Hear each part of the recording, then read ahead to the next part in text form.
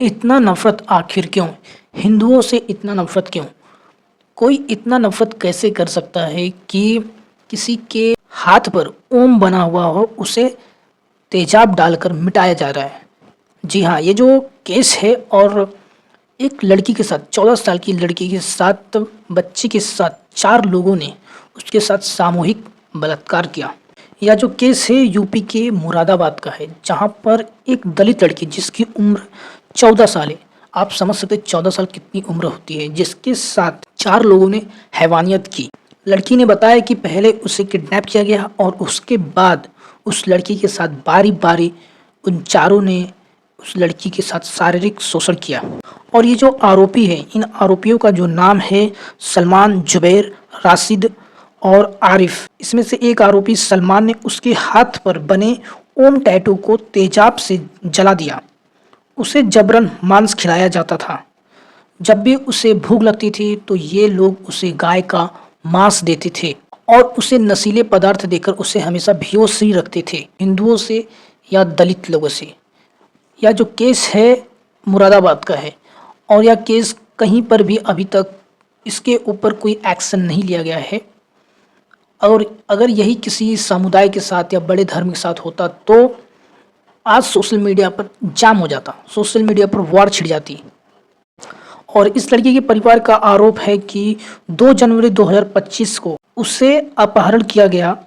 वह एक दर्जी के पास जा रही थी, तभी इन चारों लोगों ने एक गाड़ी में इस लड़की को अपहरण किया और उसे नशीला पदार्थ खिलाकर उसे बेहोश कर दिया गया।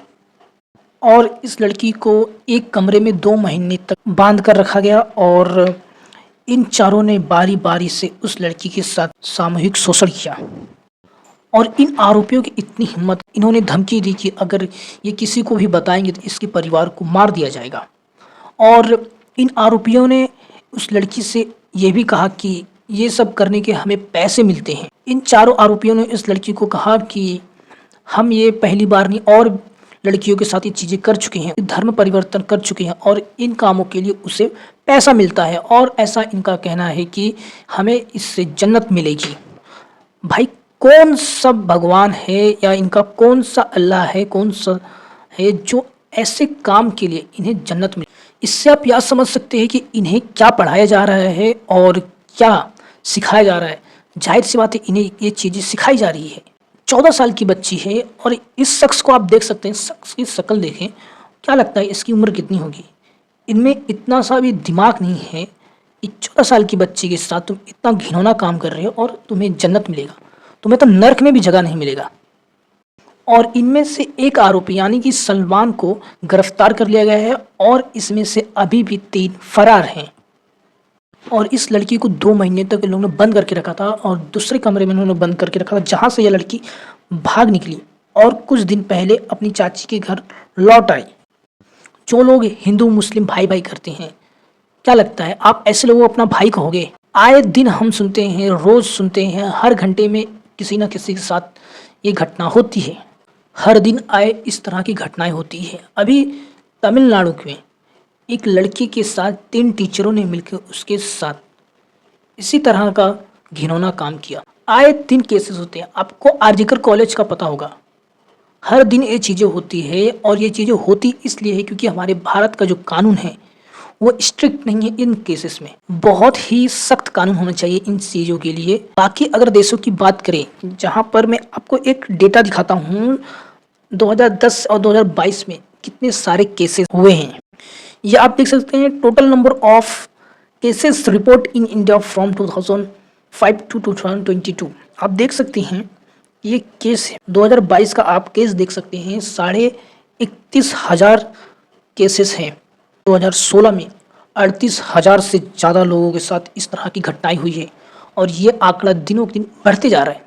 अगर मैं आपको बताऊं कि एवरेज डेली 86 इस तरह के केसेस आते हैं। और अगर मैं स्टेट वाइज आपको बता दूं किस स्टेट सबसे ज़्यादा ये केसेस है, तो पहले नंबर पे जो स्टेट आता है वो है राजस्थान और उसके बाद आता है मध्य प्रदेश, महाराष्ट्र, उत्तर प्रदेश, दिल्ली। ये तो वो केसेस हैं जो गवर्नमेंट बता रही है।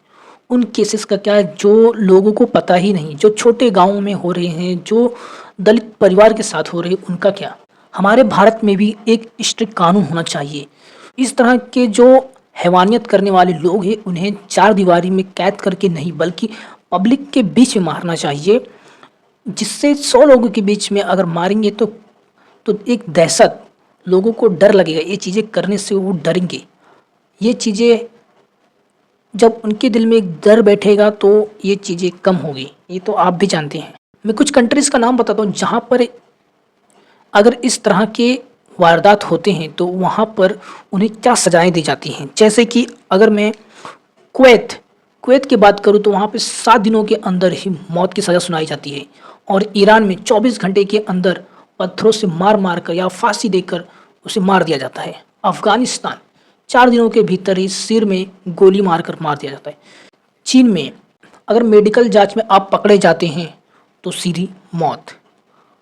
इराक में पत्थरों से मार कर हत्या कर दी जाती है। कतर हाथ पैर और यौनांग काट कर पत्थर मारकर हत्या कर दी जाती है। पोलैंड शोरों से कटवा कर मौत। और अमेरिका में उम्र कैद की सज़ा सुनाई जाती है। और सऊदी अरब में तो आप जानते हैं फांसी पर टांगने या यौन अंग को काट दिया जाता है। ये है कुछ कंट्री के नाम जहाँ पर इस तरह की वारदात को क्या सजाएं दी जाती। और जहाँ तक कि हमारे भारत की बात की जाए तो भारत को भी इन देशों से कुछ ना कुछ सीखना चाहिए, क्योंकि हमारे भारत में आए दिन ये केस होते रहते हैं। और हमारा भारत, आप भी जानते हैं कि हमारा भारत इंफ्रास्ट्रक्चर की ओर, जीडीपी की ओर बढ़ रहा है, ग्रोथ ला रहा है। अब हमारा भारत हाइपरलूप लाने की कोशिश कर रहा है टेक्नोलॉजी के मामले में जिस तरह से आगे बढ़ रहा है। लेकिन सेफ्टी का क्या, जब सेफ लोग ही सेफ नहीं रहेंगे, लोगों के साथ इस तरह की घटनाएं होंगी तो हमारा भारत तरक्की कैसे करेगा। लोगों की मानसिकता इतनी गंदी क्यों है? क्या हर दिन ये इस तरह के केसेस आते हैं? और अगर इसकी बात करें तो यहाँ पे एजुकेशन बहुत मैटर करता है। इन्हें क्या पढ़ाया जा रहा है? उन्हें ये सिखाया जा रहा है कि आपको जन्नत मिलेगा। इससे आप यह समझ सकते हैं कोई ना कोई तो इनके दिमाग में ये चीज़ें तो डाल रहा है। पुलिस को कठोर से कठोर एक्शन इसके ऊपर लेना चाहिए।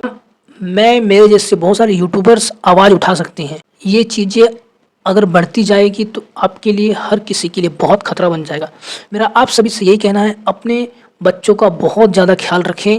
कहाँ जा रहे हैं, किससे मिल रहे हैं, उनसे बातें करें, बच्चों से जानकारी लें और अपने बच्चों से पूछताछ करते रहें, बातें करते रहें।